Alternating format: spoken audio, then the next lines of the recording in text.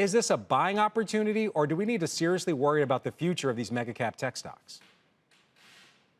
Well, look, I think there's two answers to that question. The first is what are the valuations that are going to survive the normalization of rates? Because what we know is that the Fed is going to continue to keep raising rates until they feel.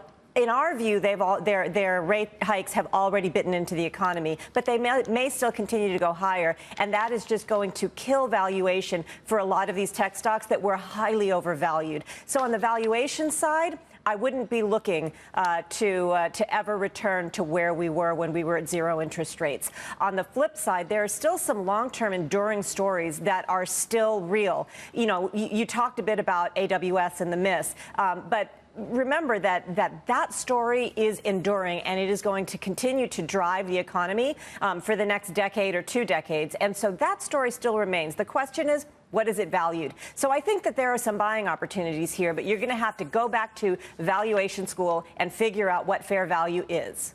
All right, so we talked about Amazon, some disappointment in AWS. However, this may actually be a bottom when it comes to this logistics business. Obviously, there's a global slowdown. A lot of people bought things. A lot of demand's been pulled forward. But logistics business generally seen as being pretty strong. Let's talk about another business that's pretty strong, Apple. Especially when we talk about Mac revenue, much better than expected. iPhone revenue, you know, it missed, but it was still pretty close to what are some pretty lofty expectations. What do you make of this report from Apple?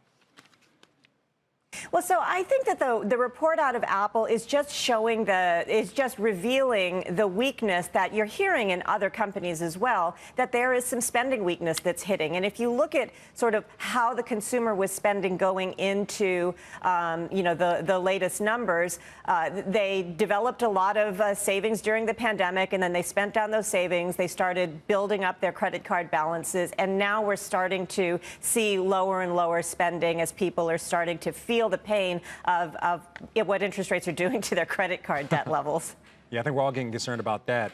When it comes to Apple, there was about, I believe, a week, 8 days of iPhone 14 sales in this quarter. What do you think is going to happen in this, obviously, the holiday quarter? Generally, a lot of people buy mobile phones. They gift mobile phones. Do you think the next quarter we're going to see a big jump in iPhone 14 demand?